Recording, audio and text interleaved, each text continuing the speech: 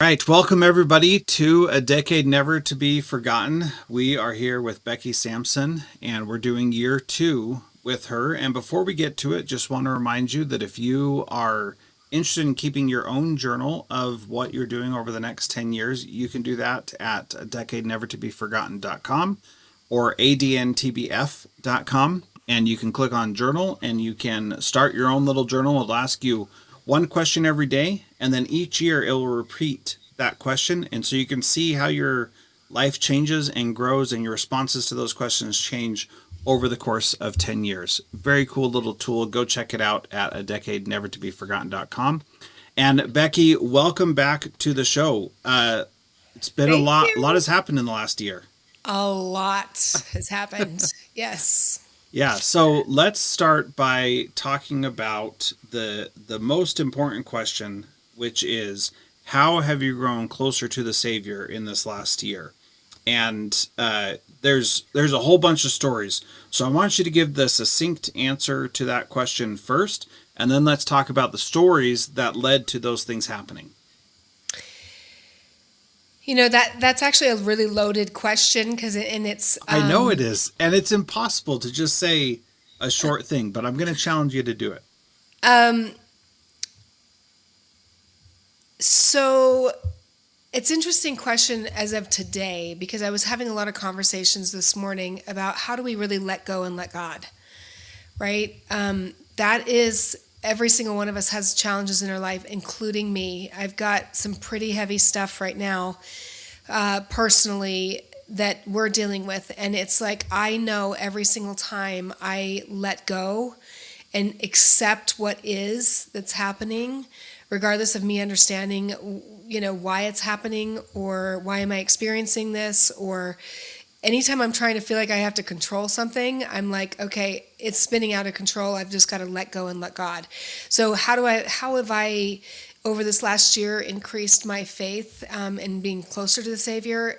It is getting to that point of, first of all, I think recognizing what the Savior has gone through for me and that He does fully understand every single emotion, feeling, action, challenge, joy, happiness, and knowing that it's all for my own good.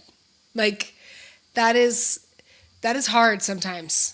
Yeah, so let's zero in on that point because this is what, we everybody looks at us from the outside, and especially in the church, they're like, "Oh, so and so has it all together and everything's perfect." And the reality is that is not true for anybody, and yet we act like it is. And I've seen a shift over my lifetime where there is the perfect LDS family, and now there is still the perfect LDS family, except we all know it's a lie, but we still pretend like it is the actual thing. So tell me about some of those things that have been struggles and how they have brought you closer to the Lord, even though they've everybody else would say this is a terrible thing or this is awful, and how are you even keeping a testimony during these things? Um, First of all, we're in the last days.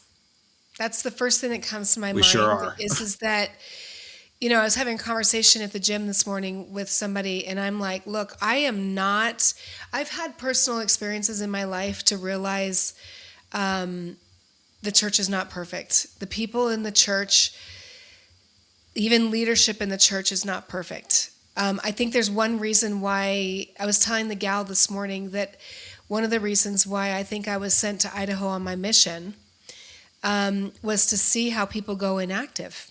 Like that, I mean, I taught more inactive families and kids from broken families that way. And I remember as a young missionary, I was like, why in the world would you go inactive? Like, I was from California and I was in Idaho.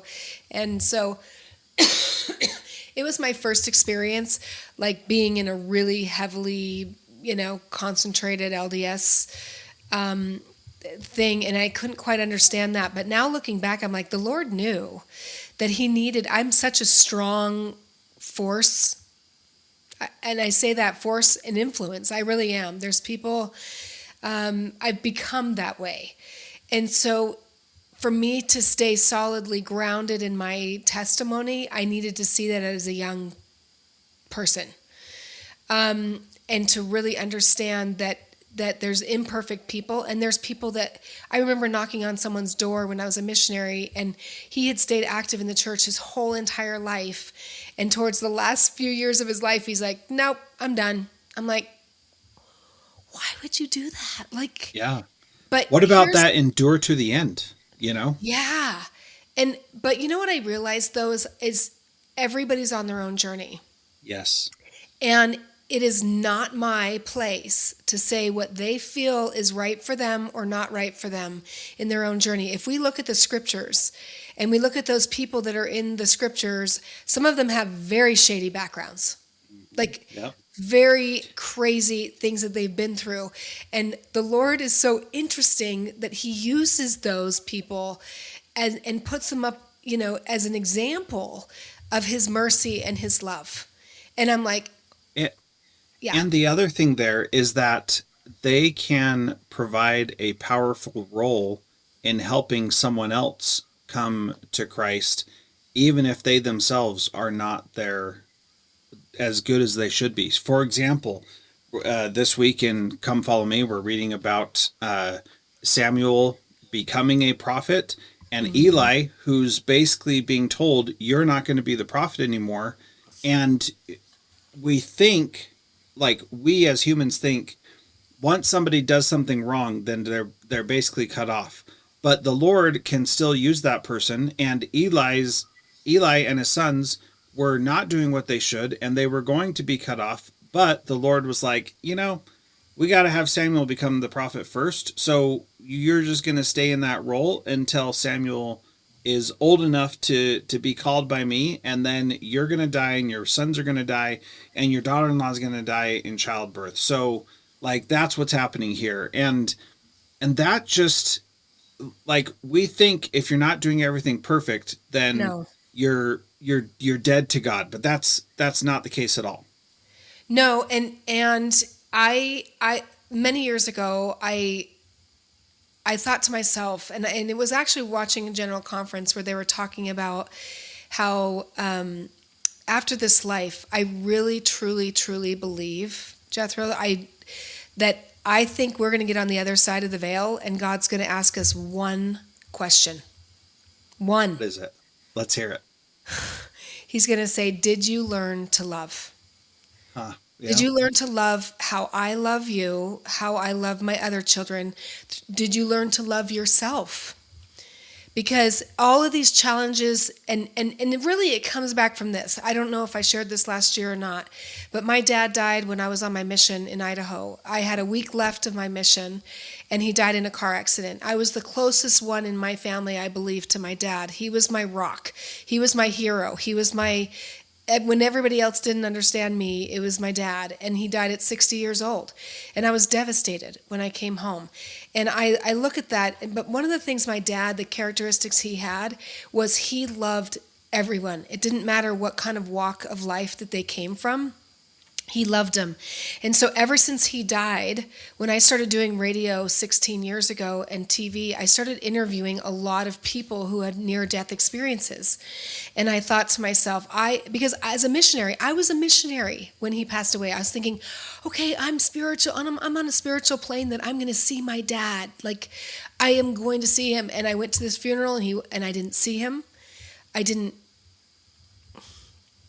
feel him. I thought I would be a lot more sensitive, but it took me on this journey of understanding what the life after death is. Where do they go? Sure, I was a missionary. Yeah, of course I know that they go to, paradise or spiritual prison and things and learn. And I believe that, I taught that, but I wanted to really understand. And so I went on this journey of trying to read as many and interview as many people about near-death experiences, and every one of them had this similar, whether they were LDS near-death experiences or not, they all had this same common denominator, which was when you get on the other side, there is no judgment. There is no, beat yourself up. There is no, having this preconceived judgment moment to them, you know. And there was one book, it is an LDS book, but it was one thing that reminded me is that he was having a near-death experience in a hospital, and his spirit came out of his body, and he knew the nurse and the doctor were having an affair, and he had zero judgment about it. And I thought to myself, after I've read that book several times, I thought, is that really what our mission and purpose is here on earth? Is, can we be a mortal being? Because he was out of his body at that point. But can we be an immortal body and still learn to love? And it's hard. It's really hard, especially when it's family members or it's people that are close to us that are saying awful things to us. And how do we still, or going through a divorce like I went through, in a horrendously 3.5-year divorce case a couple years ago, how do I still remain in a place of love, seeing that person that I'm in massive conflict with the way that God sees them, and Yeah. keeping my heart soft towards them? Yeah, and that is such a powerful thing when you can really do that. And I believe that I have phases where I go through where I do love people Me in that too. way, but not very often. I'll be honest.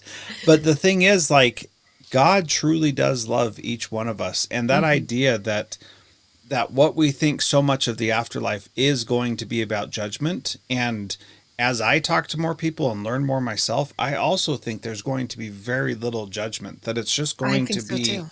it's going to be like what you said. Maybe the question is, did you learn to love? Maybe the question is, do you want to be with me? Are you are you striving to be with me today, or something like that?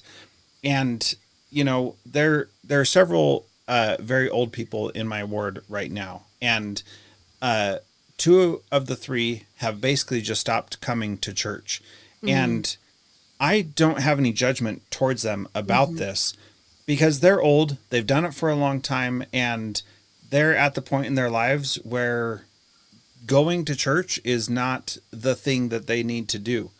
And yet, I think they're still going to be okay, you They're know? good people. Yes, they're good people. They've lived a good life, and it's okay that now, as they are literally preparing to die, that they are disconnecting from people here on Earth right now. And I do And we not don't see we that don't as a know bad thing. why. You know, that's the thing, is that Yeah, I'm learning about life. And I say learning because sometimes people say, "Oh, I've learned." I'm like, no, no, no. I'm yeah, learning, continuing to learn, right?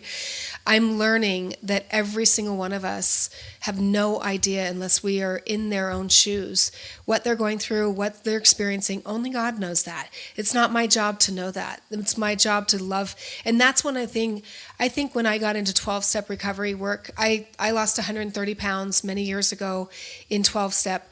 And I was religious my whole life, but I'd say I really understood the Savior, and I understood the atonement, and I understood God when I went through my own transformation of learning to love and embrace myself and be patient and kind. And but I learned that every single one of us is important, and all of us have our own set of weakness. I don't like that either 1227 where people call it weakness says. No, it doesn't say weakness says. It says you have weakness, and we're all born with that weakness for a purpose, so that we can learn to rely on God more than ourselves. And that to me is super empowering to know that wow, okay, there's nothing wrong with me, and there's nothing wrong with my neighbor, and there's nothing wrong with, you know, family members. They have their own set of weakness, so that they are given that opportunity to learn to surrender and have God make that weakness strong.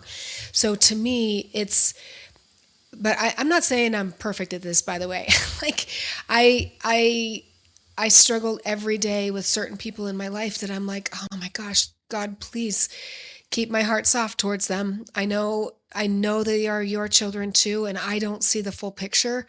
But when I do get into that place of spirit and kindness, that and pray for them, that pray for our enemies and put their names in the temple. I've been known to do that, people that I'm very upset with because of certain things that they've said or done or don't do, um, to put their name in the temple. And I'll tell you that has literally shifted the way that I see them. Yeah, for And sure. yeah, Yeah. and So yeah, one of the things that you talked about last year that sounded like is you described God drops as a superpower that you have. And yep. so have there been any God drops that you've gotten in the last year that you didn't see coming or that were surprising to you? And are you still using that term? Oh, absolutely, all the time. Okay. Yeah, no, I've used God drops for a long time. Some people call them God winks or, whatever, but I truly still believe the more we recognize God drops or things that happen in our lives, that he truly gives us more. He's like, she's paying attention. I know she's Yeah. paying Yep. attention. There you and actually there's this beautiful picture, right? My girlfriend painted this little boy up here and he's just looking up like this and I love I imagine him going, God, that was you. I know it. And so the God drops that I've had, man, I started a business last year. It's called Only Subpoenas. It's for, and I think I was just barely starting it. And by the way, it's my birthday today. We should make this a Oh, tradition every year on my happy birthday. birthday. That's a Yeah, great idea. I know. I didn't even recognize that until I was like, oh, there we go. Um, but I had just was beginning a business called Only Subpoenas, doing subpoenas for attorneys, and now it's super busy. It's taken a little bit of time to get going, but I think the God drops that have happened is that I've been led to meet with and connect with people that I never thought was possible. I mean, I now have attorneys all over the United States that I've built strong connections with. I've also been able to support a lot of people through divorce, whether it's even just giving them hope that there is life after divorce. I have seen so many God drops personally in my life from different callings. I'm back working in the fifth, is it the fourth? Maybe it's the fifth temple. Sorry, one, two, three, fourth. This is my fourth temple that I've worked in the Manti Temple. And so I'm a full time, well, not full time, but temple worker. Mhm. And that's been a blessing. We teach temple prep. I'm teaching the 4-year-olds. And I look at that, and my husband just got called in as a high councilman. And actually, I have a really interesting story about that because we've been married 2.5 years. This is my third marriage and last. He's Yeah. amazing, amazing man. And um, he just got called recently and he struggles with the oh my gosh, I have to speak, in front of, I speak all over the place. I mean, I have no problem speaking, but he's only done one podcast out of all my podcasts. He's That's agreed funny. to do one. And so as we were on the couch, I told him, I said, hey, let's see what your first talk is supposed to be on. And they give him two talks from conference. And I said, so here, I'll give everybody a clue. If you have to speak in church, ChatGPT can help you. But this is how I did it. And I use it a lot in my business. And this was a God drop because I was present enough in the moment to have this conversation with him. And I know it takes him a long time to write a talk. And I said, okay, let's watch these two talks. And I said, let's put both of these talks into ChatGPT. And then I thought, okay, ChatGPT, I'm going to ask you to give me a series of questions that I can ask my husband to personalize this topic. And it gave me 35 questions. And the first question I asked him, and he paused and he goes, oh my gosh, there's this story when I was a kid. And I'm like, oh, wait, hold on one second. We got to record this. Yeah. I said, so I turned on my recorder, my audio recorder, and I said, this is how it's going to go. I'm going to ask the question, and then you're going to answer the question. And I'm going to ask the next question. And these questions were very deep, meaningful questions about your testimony, about a story when somebody's done this for you or been helpful, or what's this. And some of them brought, surfacey answers, and other ones brought absolute tears. And both of us are sitting there crying. And it not only was a beautiful experience for us to connect as a couple and for me to learn more about him and his past and experiences that he's had in his life. Because there is a book out there that's like 300 questions for couples. I felt like we were going through that in a sense. And then he finished answering the questions. Both of us were freaking lots of tears. And I took that audio, put it into a transcribed it into text, put it back into ChatGPT and say, write a talk that's 15 to 20 minutes that includes these stories, what's relevant for it. And oh my gosh, it spit out this talk and he decided to read through it. I recorded it because I wanted to know how long it was. Audio recorded it. He couldn't stop crying. Interesting. And I just thought, and he goes, this is too long. So we shortened it a little bit. He read the second one. And I'm like, now you're ready to speak in the next week. And he's Yeah. like, can you do all these 6 years in advance? Yeah. But it was a God drop because it was an opportunity for us to connect as a couple, but it was also for him to give confidence in his new calling. Yeah. Um, Well, and let me just comment on that story real quick because Elder Gong is doing a fireside this Sunday about using AI specifically. And a mm, lot of people, when they say ChatGPT can help you write a talk, they say, here's the talks, write me a talk based on this. And what I really appreciate is that you didn't do that. You said, ask me questions that will apply these talks to my life. And when we talk about AI in life right now, it's so out there and so like in our face all the time that it feels like it is trying to be something more than what it is. right. And Elder Gong starts his little promotional videos with saying that AI is cannot be God and that it can't Oh, act like that. And we have to use it in a way that is appropriate for what we're trying to do. And telling it to write a talk for us is not the right answer, but telling it to ask us questions and then help us put those responses into words that will be better received and more eloquent than we could do. I think that is an appropriate thing to do. And you have to, I keep going back to President Nelson's comment of you cannot survive the coming days without the Spirit. And that is absolutely true. And even with this stuff, you need to know when the Lord is saying, yes, it's good to use this, and no, you shouldn't be using it because I have something better for you, or I have something different for you. And yeah. those things really do matter. Well, and I again, it's funny, God. So the God drop, right? God always prepares us, and it's interesting the conversation I had at the gym this morning that I'm referring to you at this. I had that very conversation with this lady about how we are in the last days, and I was part of. Um, I was working at the St. George Temple in 2008, 18, 19. I think it was 1819 when Elder Bednar came and spoke to all of the temple workers. And this is before COVID. And he said, look, you guys, as members of the church here in Utah, you are going to be shocked and you're going to have a hard time in the last days because things are going to look different than you've ever seen them look. And if you don't rely on the Spirit, you're going to be deceived. And little did we know, it was only a year and a half later after that we started having church at home, and couldn't go to the buildings.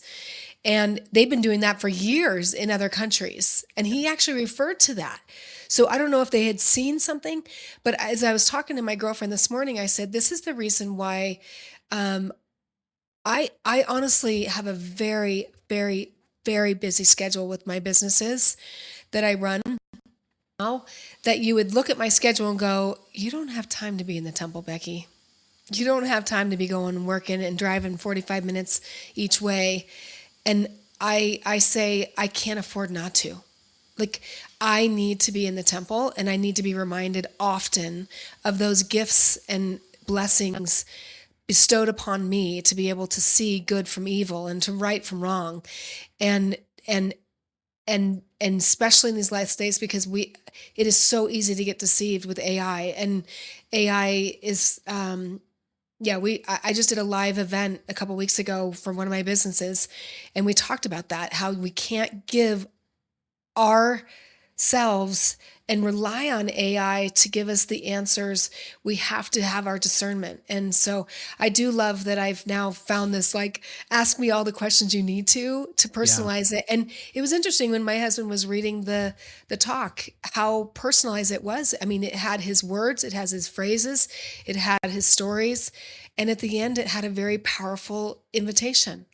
And so I'm not sure that it would be that powerful if it wasn't with AI helping, but I think it, um, but what I loved is as I was asking the questions to him, I would pause. I told him, I said, don't feel like you have to answer right away. I mean, don't worry, the transcript, just if you need Yeah. a minute to think about it, and whatever comes to you is exactly what you need to talk about. And that's why he cried, because he was like, it was so touching to him that these are his stories, these are his words. This is, integrated into this. And now he can go and not have to be so stressed out and insecure about it. Just, you know, Yeah. Well, and what's so good there is that even with using AI, you were allowing space for the spirit to come into the conversation, exactly. and that is what is key. I want to go back to what you said about needing to be in the temple and and not being able to understand what things look like in the last days, and that story from Elder Bednar. What are some other things that you are seeing that are revealing that to be true also? And to give you a second to think, I'll go first. And one of those things, because we're talking about it, is AI. That the things that we are able to do now, um, we are becoming limitless in our potential uh, as human beings, which is different from being limitless in our potential as children of God. So we can tell AI to make almost anything for us, and it can do all Yeah. kinds of amazing things.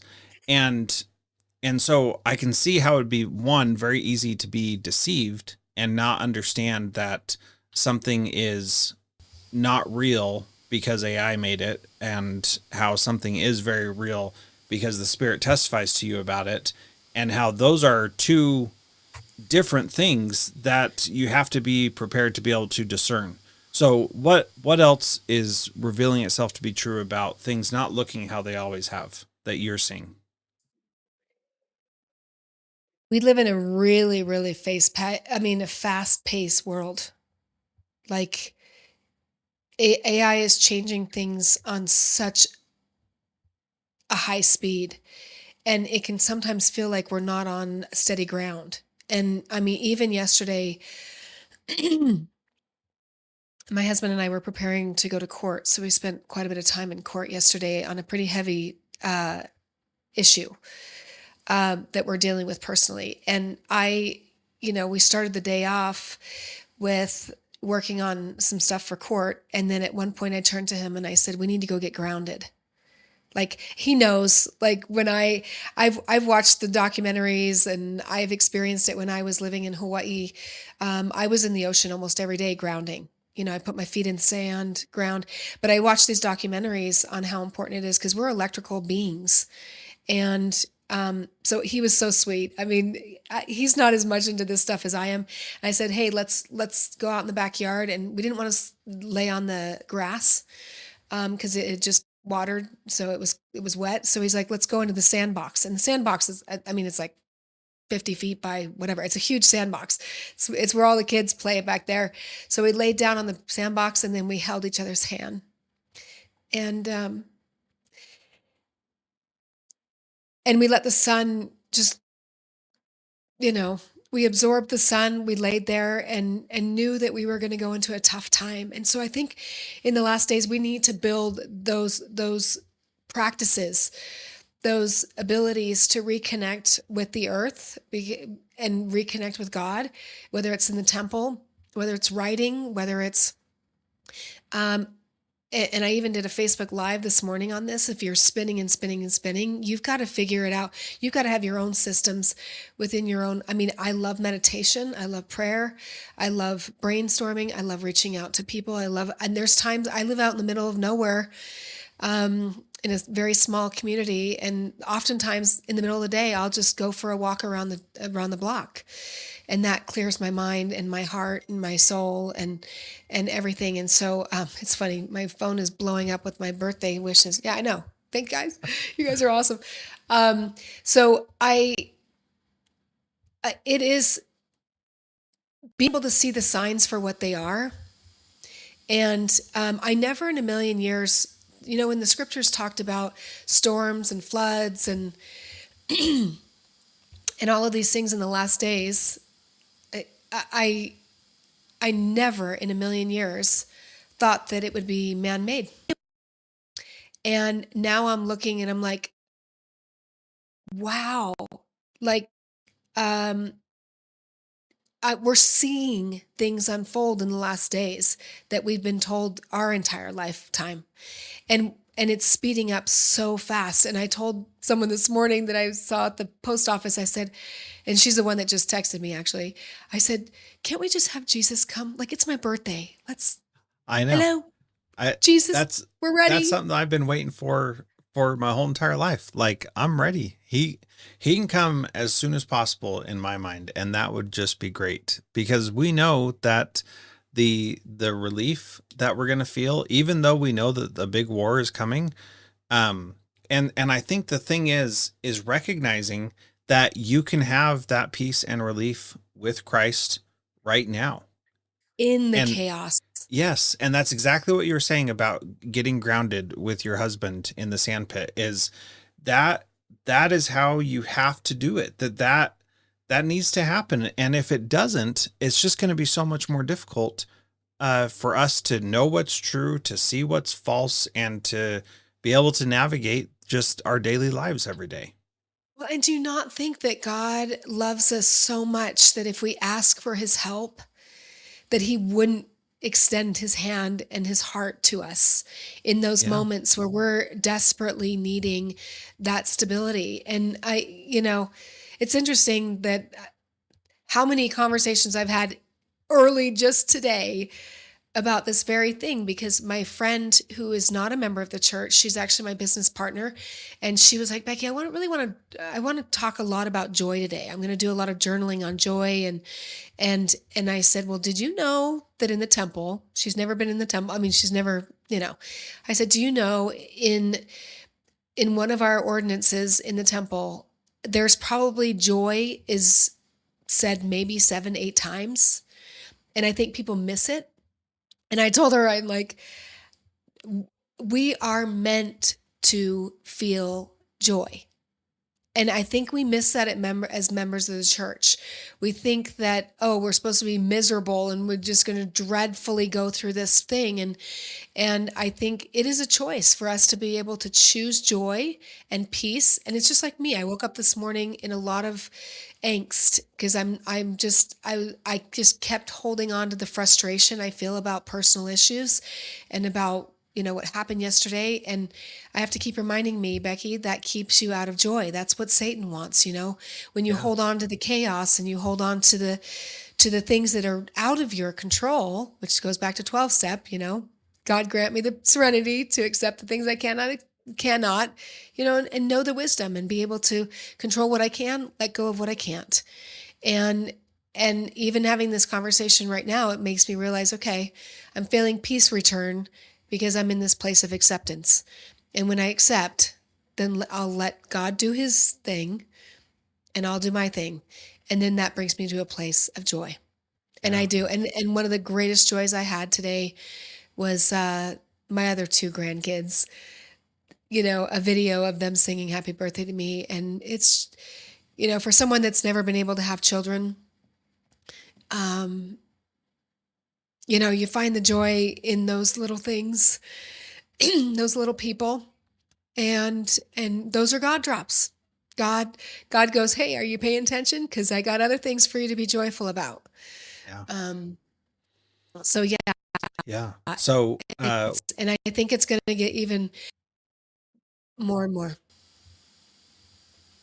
yeah. Oh, go ahead. So, one of the things that we talked about last year was in your marriage, you said you're the happiest that you've ever been. And you were still basically in the honeymoon phase. And Yeah. so, and you've been through this rodeo twice before. And so you know that things are not always perfect. So, what have you learned about yourself as a wife that is surprising to you uh, into your third year of marriage and or you're not quite there but pretty close to your third year of marriage, what do you still learn about yourself as a wife?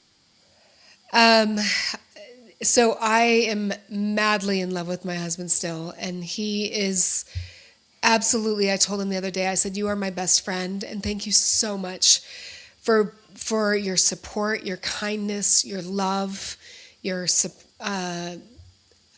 he, I could not have asked for a better spouse. That does not mean that our year has been perfect or that it's been easy or that it's been, that we don't see things differently or he has a good day or a bad day. It doesn't mean any of that. It's just, I love, love, love the partnership. And what I've learned about myself is because my first marriage, I overworked. I became a very, very, um, I used work as my escape because it was so toxic. My second one, I put myself in a very compromising marriage of someone that saw me as no value at all. For whatever reason, I got to go through that experience. And what I've learned now is that doesn't matter how many businesses I'm working on and I'm growing that or how many hours I need to work, the most important person in my life is my husband. And that has been a real challenge for me because I am a worker. I mean, can you tell? I'm like, I work from the minute I get up to the minute I go to bed. And it's important that when he gets home, that's it. Out of the office, out of the studio, and that's been more challenging than I'd like to admit. But just in the last month, I've really, he had to kind of take a back seat because my event that was going on. But as soon as that was over, we were up in the mountain for a week and a half and off the grid. And he is so good at being like, I know, Becky, you don't want to hear this, but guess what? We're going Yeah. off grid. And I'm like, oh, but once I get out there, he's like, this is what you needed. Yeah. So it's learning to find that balance of those priorities. Um, and knowing and trusting that everything will get taken care of. So it's again letting go of the control. Yeah. I'm sensing a theme today is letting go of that Yes. control. So another thing that we talked about last year was the situation with your granddaughter that was unresolved Mhm. and painful. And so I don't want to violate her privacy for sure, but I want to talk about how where that's at for you and what you're doing to stay positive and upbeat about that situation. So that's where my pain is today because we went to court yesterday. Again, we keep having to go back to court just to keep her safe and to also keep her my husband having a relationship with her because that there's some alienation there that's happening, or we believe that's happening. I will say she brings so much joy, just incredible amount of joy when, for someone that's never had children, um, when I do get to spend time with her, I asked her just last week when we had her for 4 days, I said, what was your most favorite thing about being with us? And she's like, she stopped and paused for a minute and she goes, I said, all the activity. I mean, I brought all these crafts. We went on hunts, we went on four-wheeler drive, we went on hunting, we went fishing, I said, all out of everything. And she goes, spending time with you guys. And I was just like, oh. And, she keeps, every time we get together, she plays this song called Fighting for Me When I Can't Fight for Myself. I don't know what that means for her. I know what it means for me is that we just do the best that we can. Ultimately, she's God's child, not ours. We're just in in her lives to help support her and encourage her to be the best woman. But man, she's 8 years old and she's going on 9, and she's growing up so fast. And I love that she loves to be cuddled. Every night near the campfire for an hour, hour and a half, an 8.5-year-old girl is cuddled up like a little baby in my arms, and whether she speaks it or not, I feel her love and compassion, and she's she's given me a purpose. And the good thing about her is that she's loved by so many, including her dad and her Yeah. stepmom and her mom and her grandma and us. And I told her, I said, you're so lucky that you get to grow up with so many people that that love you, because that's not the case.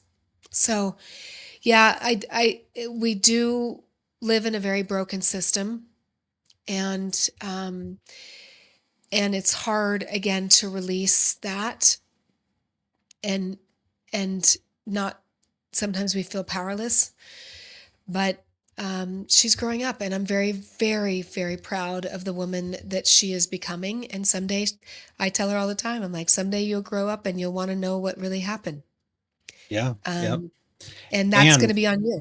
yeah, and that's one of those things. One of the other things you talked about last time was your dad and his bipolar disorder and the struggles that came from that. Um, so as you grew up, you started to understand that in a different light, as all of us do, as we are kids, and then we grow up and we realize the influences that have been there in our life, positive and negative, and all that kind of stuff. And so when you were a little girl, you did not think that you were going to grow up and get married, divorced, and then married again, and all this time not ever have any children. And I was recently talking with someone who was talking about how it's hurtful to single people and hurtful to people who don't have kids to talk about those things like the plan of salvation and how Yeah. we are here to have families and all that kind of stuff. And like going back to what you said about the weakness that we have and the challenges that we are facing, those are all part of this journey. Where are you at right now with reconciling the plan of happiness that everybody interprets to mean you need to have kids, and if you don't, you're a failure, which I don't think is what it actually means. Right. But how do you reconcile that now, when you know that that's, you're at this point not going to have kids most likely? Right. So Unless there's a miracle. yeah. But well, first of all, let me speak. Like, the church is, I have to say, out of all the wounds I've had in my life, the most sensitive wound closest to my heart is the wound of not being able to be a mother. Um, as a young girl, I remember feeling like I just want to grow up and be a mom. I want to be able to make an impact in someone's life. And I remember this was before, no, this was after I got divorced the first time. I went out with a guy, and he had 5 children, and he was a very active dad. And he said to me, he says, Becky, why are you into the radio and TV and out there and wanting to help so many people? And he was kind of demeaning me about that. And I came home and I thought about it, and I thought, the reason why I have such a drive inside of me to make a difference is because I don't have children. I don't have somebody that I have a very specific influence in raising, and seeing how my influence affects them in their life. And so the world is my oyster, right? And I did have 3 miscarriages my first year of my marriage, and then wasn't able to have any more children. And then, just kind of all of that stuff. But I look back now, and God has a much bigger plan. And even my husband said the other day, because apparently our grandkids love me more than him now. So Yeah. they Well, get, yeah. I mean, I wouldn't say love, but they're like, what? that's grandma. I mean, like, Becky, they kind of, I don't know what I've done, but anyway, he just says, I want you to know, Becky, that and he goes, I want you to never, ever, ever think that you would have been a bad mom or that you've missed out on life. He says, you will have the opportunity at some point. You are the most amazing grandma. And I said, I know, I know. But it's hard to go to a church, and it has been for years to go to church and to see these families. They all grow up, they go on missions, they have this. And of course, we only see the surfacey, right? But then when you get behind the curtain and see, oh man, that's hell. Like like those kids have put you through a lot. And then I think, oh, thank you. You know what I mean? Thank you for, but I also watch my husband now and the troubles that, the sacrifices that he's made for his kids, and his kids are struggling right now. They're really struggling, and he happens to be the target, right? And I just think, man, that's just like God, right? That God has us as children, and we turn on him, and we stab him, and we demean him, and but how does God still extend his hand and still love you and still, and I think that that's one of the reasons why we were put on this earth, to have children and families, is to somehow be able to relate to how God relates to us and learn how to parent like God parents, and even though we have children or stepchildren or whatever that say awful things to us, how can we still extend that arm of love and compassion?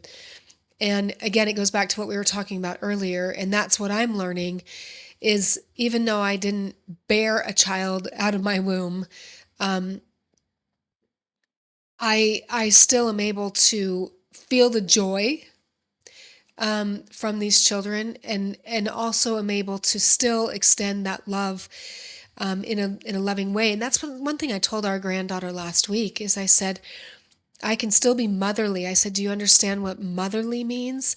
When she comes and cuddles with me and has me hold her for an hour and a half or 2 hours or whatever, that's a motherly. That's bringing you close to me and to holding you and creating safe space for you to lay your head at night and know that you've got someone to rely on, and that stability. So we do all play a different role, and that when that comes to the plan of salvation or the plan of happiness, it's finding joy and happiness within that, whatever those roles are, and knowing the eternal perspective, knowing this is, mortality, and me not being a mother here doesn't mean, by any means, doesn't mean I won't be a mother, eternally. If I stay down that covenant path, who's to say? I remember. Do you know who Gene R. Cook is? No, I Um, don't. so Gene R. Cook, he was in my mom's ward, and he was an emeritus, and he was very well known in the church. And I remember going to him one day in tears saying, I've had 3 miscarriages. My patriarchal blessing says that I'm a mother, you know, and he had 7, I think it was 7 miscarriages, if I remember right. There was something, I can't remember the number, so don't quote me if you know. But he just recently passed away. But I remember going to his home, and he says, Becky, I'm not speaking doctrine. He's like, I'm as a general emeritus, what a general authority emeritus, whatever. He says, but I do believe that the children that we had miscarriages came through the children we adopted. And he says, I don't fully understand the plan of salvation, but you will get a chance. God does keep his promises. He does know, he puts this desire in our hearts. Why would he not allow us to experience it? So that's my hope and my prayer. And that's where I find enough joy. And it's the same thing in life too. If you have kids that have gone wayward, you can have joy that there is a plan. There is a plan. Well, and you said earlier that God has a bigger plan, and it someone could interpret that to say God has a bigger plan for me than being a mother, but I don't Mm. think that's what you were intending. So correct me if I'm wrong. What I think you were intending is God has a bigger plan than what our limited minds can see. And that to me is where the rubber hits the road. That's the truth. That is the thing. And we may think that we have these goals, these experiences, these things we're focusing on that we're trying to accomplish, uh, and they don't turn out the way that we think they should or that we want them to or whatever. But the Lord has a bigger plan than whatever we can see here on earth. Absolutely. And we can really lean into that, and we can just take the approach of, I'm just going to let this happen how it needs to happen and not stress about the outcome, which is really hard to do, but it is also, I think, essential to do because it's the only way to get through these challenges that feel so heavy and so insurmountable, that really aren't. What's your take on that? The thing that comes to me, I remember sitting in church one day and I was looking at I used to sit, the row that's in the back row and then there's like this gap where everybody walks by and then there's the next row. I used to always sit on that row because I loved seeing people come in and out and hi and how are you doing? And I remember one day I was looking at that back row right in front of me. And I was thinking mortality is like a sliver sliver. If I look at that row and think of the eternities, it's a sliver. So why in the world are we putting so much emphasis on like determining if we're going to go to hell or not, or if you learned or if you got married or if you had kids, or I mean, you have no idea what the whole entire eternal plan. Yes, of course we need to be on the right path, and of course we need to, but it's interesting. I've always felt strongly that in life, we plan for the good things and then we act like we're surprised when the challenges come. And I'm Yes. like, in order to build a muscle, you have to tear it first. And tearing it is painful at times. So why are we surprised and then we're disappointed when life gets challenging?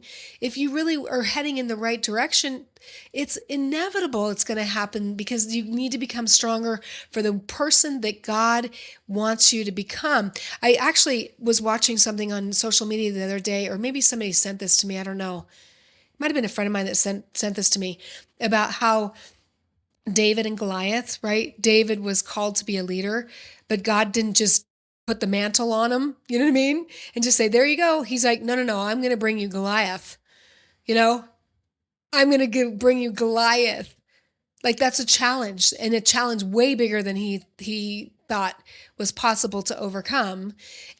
But the man that he became through that challenge is what God needed him to become in order for him to be the leader that he was.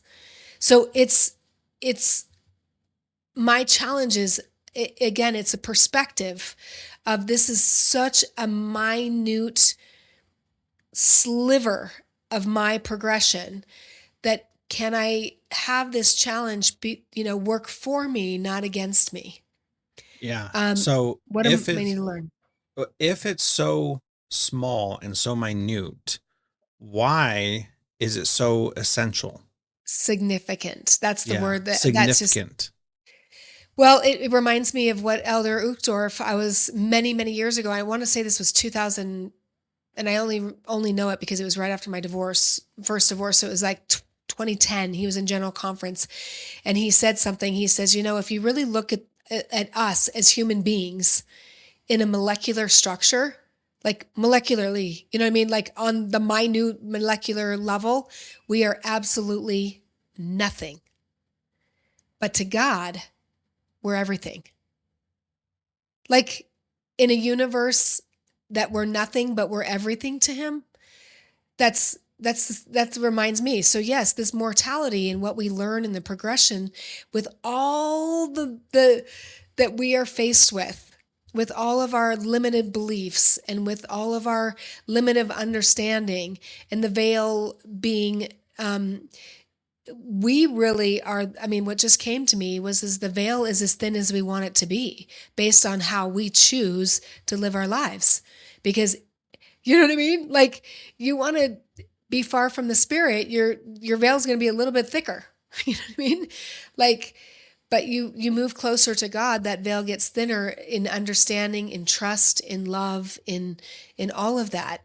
I've never even made that analogy before, but we progress. I progress quicker the closer I get to that veil, and the closer I surrender my life to God, and say, look, ask the right question. Help me understand what you want me to learn, or who you want me to become through this challenge, so that I can move quicker through this process, or whatever is your will, not mine. Yeah. Well, and what that's making me think is that the reason why this is so essential is that we learned before we came down to earth, and we are going to learn after we die. But this is the only place where we're not going to have access to everything we could possibly want.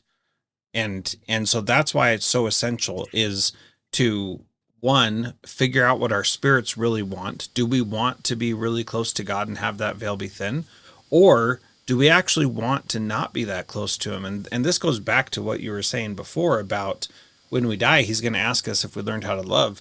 My thought has been he's going to ask us, do you want to be right here with me? Or where do you want to live? Like, do you want to live in my house, or do you want to live down the street, or in another state, or on the other side of the world where like you never see me?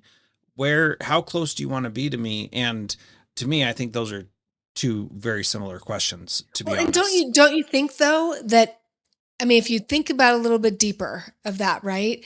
Like if you learn to love like God loved, then why would you not want to be right there next to him? Exactly. Yep. If you didn't, and I always say you're a master creator. If you become a master creator, a co-creator with God in this life, you're going to want to create with him in the next life. But guess what? If you are not a master, if you don't have the desire to be a master creator in this life, guess what? You won't be a creator in the next. And so I believe that it it is learning how to be as celestial as possible in this mortal life with all the restrictions that we've been given. Then we become the master of so many things on the other end. But one thing I love that you just brought up, or at least it came to my mind, is my mom's an artist, and she's 87 years old, and many years ago she created a plan of salvation. And this plan of salvation chart, I keep telling her, you need to put it into the ensign. Like, the church needs to see, every member of the church should have their own plan of salvation. But it's like 10 feet long. It's like really huge. And Yeah. she would, every time she went to the scriptures, she'd find another part of it. And as she went through the plan of salvation, she'd find these little references, and then oh, this is the temple, and this is where the temple fits, and this is where this fits. And that, if you look at her plan of salvation chart, and like I said, it's 10 feet long. She's redone it, and then she didn't know that I actually was wanting to video it, and I accidentally, some water got on it, and I was like, and it's like all watercolor, you know what I mean? I was like, oh my Oh man. gosh. Yeah. So anyway, I never told her, hopefully Yeah. maybe she doesn't watch this, but anyway, but one thing I noticed about her plan of salvation chart, at every single stage, pre-existence to mortality to eternal life, every single stage, there must have been, I don't know how many references to agency on that. Yes. I love that we are always at choice. I had an experience in court yesterday with my son-in-law I've never had a conversation with him. But as I walked past him out of the courtroom yesterday, my husband said, "I love you." And then I went by him and I said, "I love you." Now, his response was not favorable. However, he's at choice. I was at choice to extend my love. He was at choice to not receive it.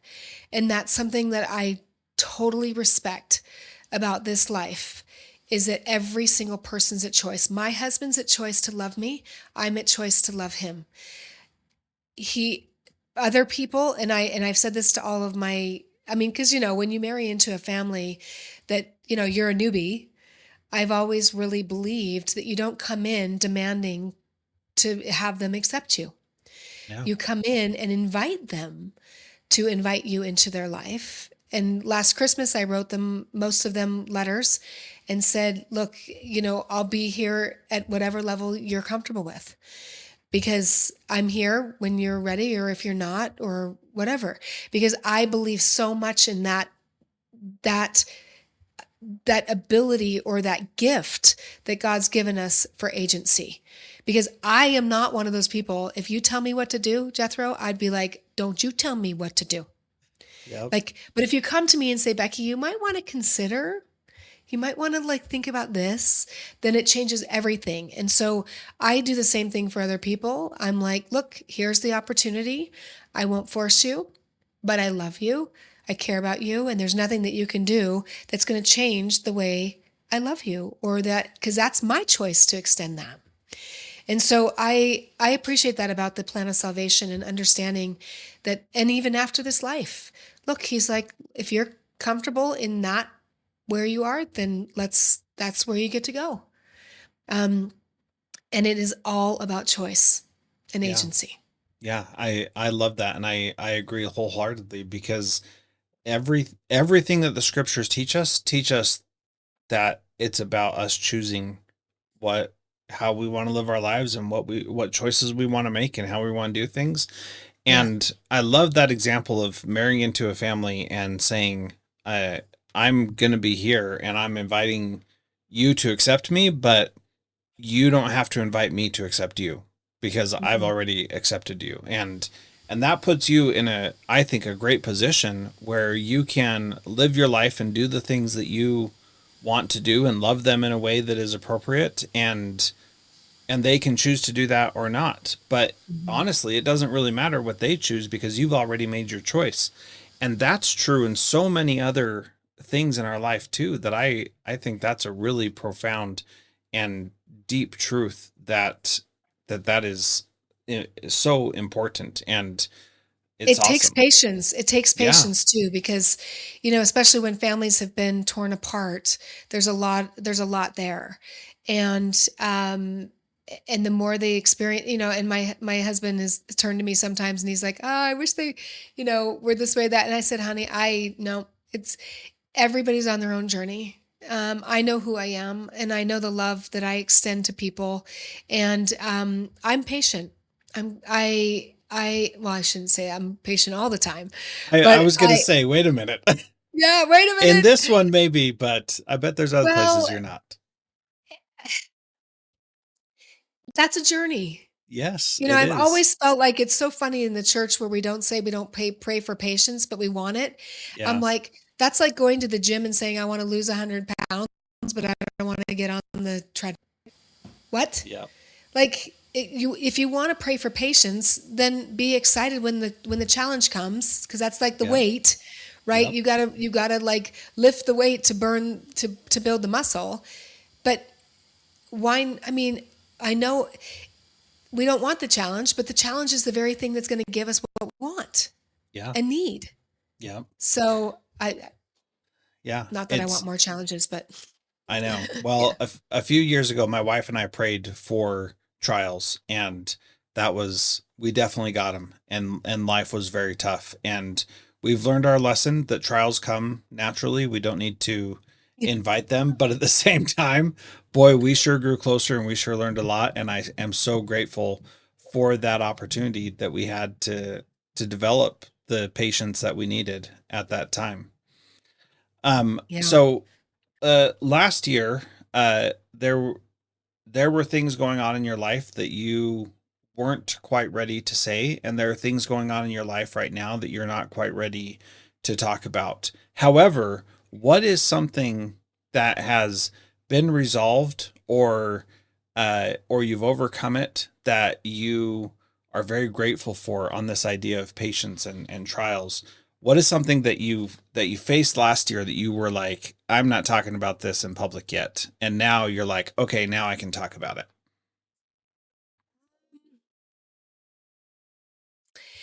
I wouldn't say, I'm a pretty open person. I have to be careful about, the stuff that we have going on the legal side. But I will say that Coming into a third marriage, this is something quite vulnerable that I've thought a lot about it.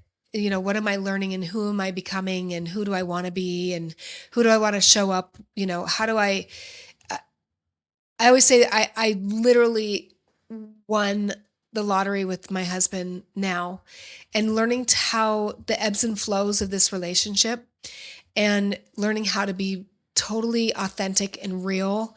And one thing I told him, as I said, look, my last two marriages, I felt like I couldn't totally express myself. Like if I'm upset about something or if I'm frustrated about something or I feel strongly about something, I need to, I need, and I will express how I feel. I'm not holding back. So that's one thing I feel like I've really come a long way this year. It doesn't mean that you lambast and you become abusive and all that, none of that stuff. But I'm really coming into my voice and knowing where my boundaries are and knowing where they aren't and knowing where I'm weak and knowing where I'm strong. And so, and I think that's naturally, you know, it's funny. I had to look and asked, I had to ask Siri how old I am yesterday because I was like, what am I, 52 or 53? So 53, but if you look at it in the 50s, it's like we finally are coming into ourselves.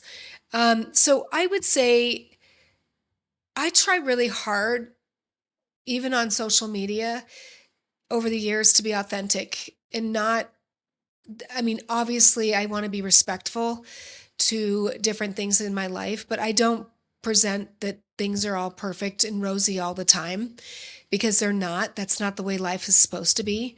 Um, and it's an inside job. To me, I think I'm a lot more accepting of myself from last year. I think coming into a marriage, and especially when somebody's been with someone for a very long time, you kind of go, now, do you want me to be this person or do you love me for Yeah. who I am? And that's all my inside job, not him. You know what Yeah. I mean?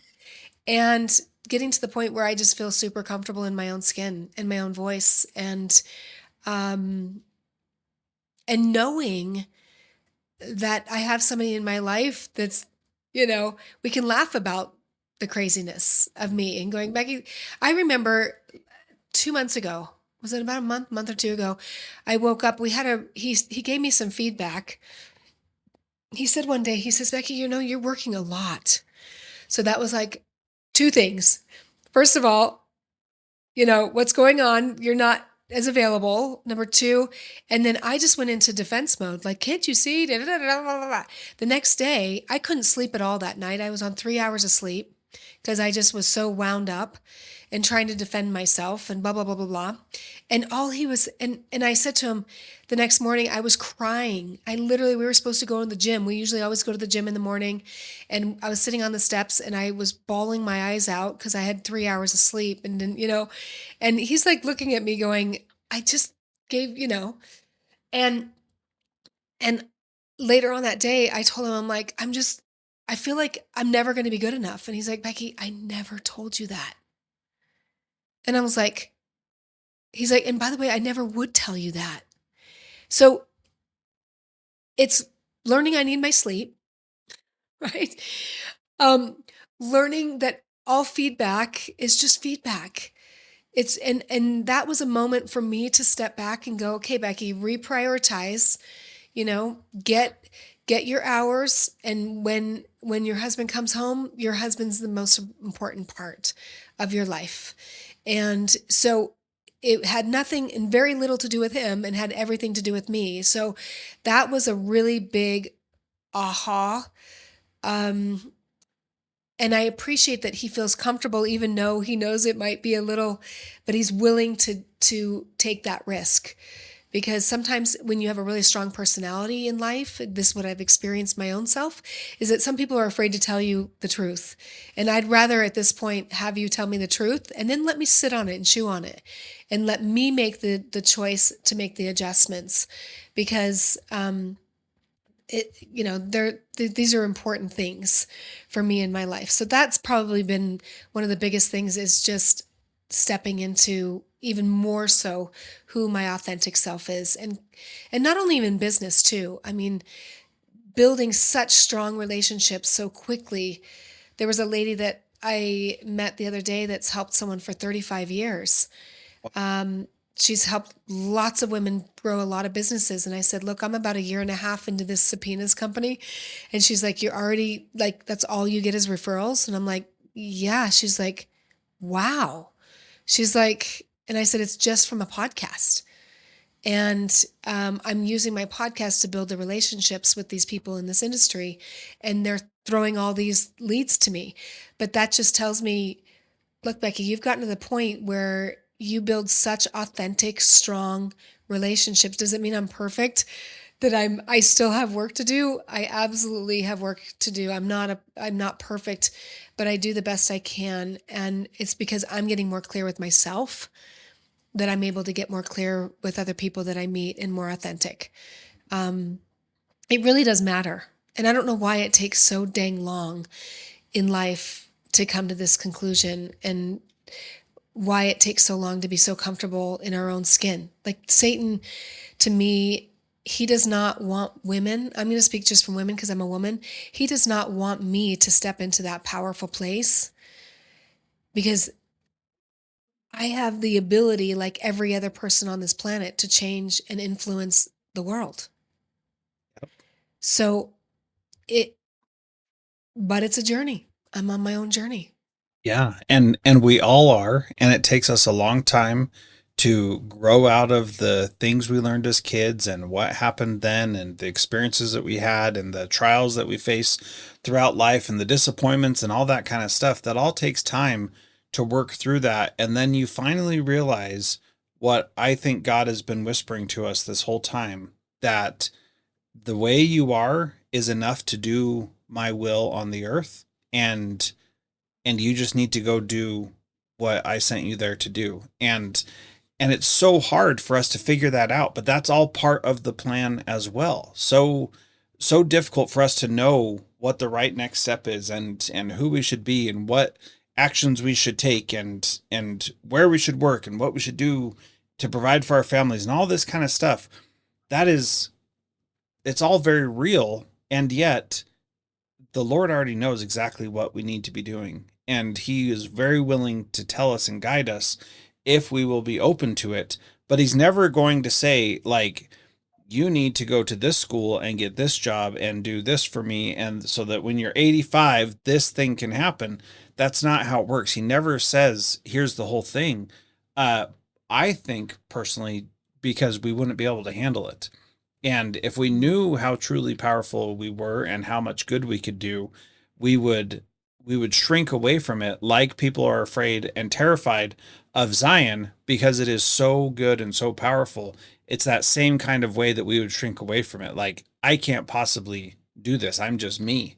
And so it takes us time to figure that out. And I love that you're seeing that, and that you're recognizing that being your authentic self that God put you on this earth to be is what is giving you the connections and opportunities to be successful in other parts of life that are still important for some reason that we don't yet know. And that's the other thing that's amazing too.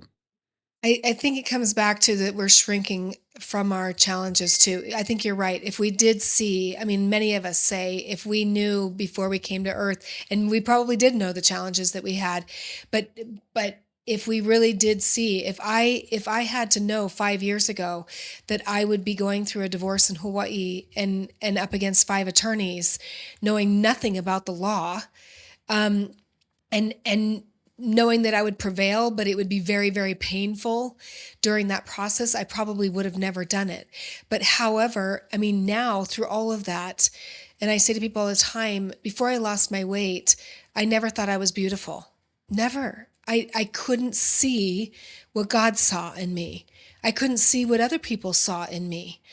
And then that was 36. When I was at 36 years old was the first time I ever looked in the mirror and thought, wow, Becky, you're really beautiful. And beautiful is not an outward appearance. It's like an inward.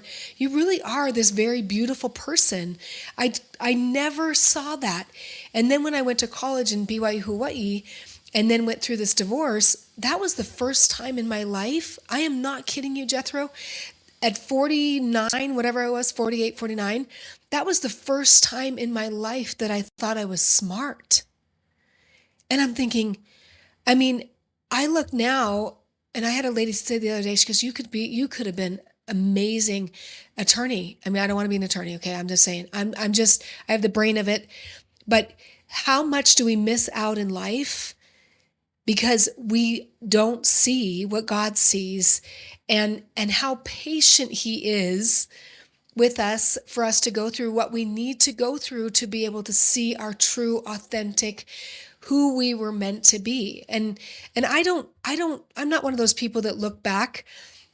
I always say one of my favorite quotes that I've come up with, or came to me, I guess, is don't ever look back unless you're looking back to see how far you've come.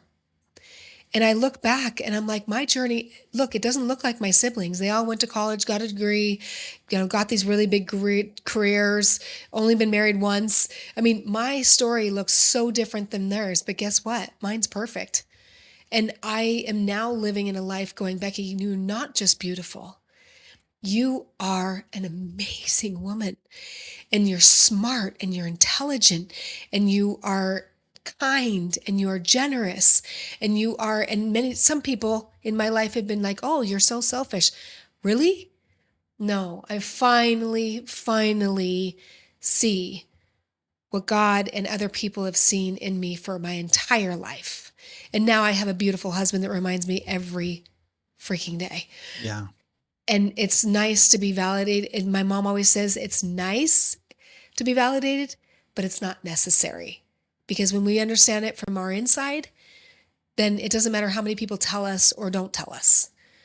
And that has been a really big journey for me in my life. And honestly, I think that that's one of my superpowers, is that I've seen that since a little girl. I've been able to see that in other people.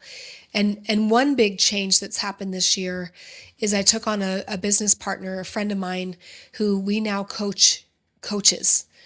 And we call it the ripple effect, because if I can help coaches, mentors, service providers get their businesses and their services out to the masses and get them profitable in their businesses, then I'm doing my job in the ripple effect. When I do what I do really well, because of my years of being a coach for 16 years, and then they do what they're doing well, it's the ripple effect. How many more people can I affect when I'm helping those coaches?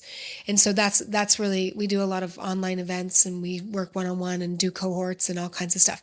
So that's been a really big change.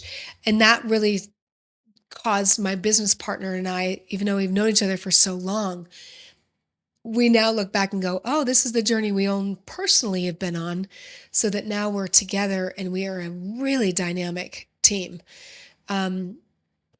So it's an interesting, it's so interesting. And I love that you're doing this, and that you even have documentation where people can document their life, and seeing how things change, and what's the word? Elevate, All. um, the evolution Mm-hmm. of our lives, right? Yeah. Because it's fun. That's the whole point, right? If you document it, then don't look back unless you're looking back to see how far you've come. So when you see some of those things and go, wow, look where I was a year ago, 2 years ago, look at how much progress I've made, you Yeah. know? Yep. It is really amazing. And things that we think are just truth with a capital T, they do evolve also, and change. And that's the beauty of this kind of reflection, is that you look at what you've done over the past 3 years, 5 years, and you're like, oh, I have evolved in that idea. And it is really fascinating. Well, Becky, I think that is a good place for us to end today. That was beautiful Awesome. what you just said. And thank you so much for doing this. We are going to be back in a year, possibly on your birthday again. I know Uh, we really should just make this a birthday thing, you know what I yeah, mean? I'll be 54. And I told my husband this morning, I said, I'm on my 54th year. yeah, Because when you're born, you're not one, you're like on your first year. yeah. So You're I'm zero. on my 54th Yeah, year. So anyway, yeah. yeah. Pretty But awesome. oh, Okay. well, thank you so much for doing what you do. And I know it was a little bit of a struggle to get our schedules together because of, but I thank you for letting me kind of just stop from everything and to reevaluate and really give God the credit because every single day of my life and all the blessings and the joy that I have in my life is because of Him and my Savior. So I appreciate being able the opportunity to reevaluate that and really ponder on that. Yeah, very good. Speak to it. Thank you so much, Becky, and everybody else. We will see you with Becky's story in another year. Thank you. Thank you.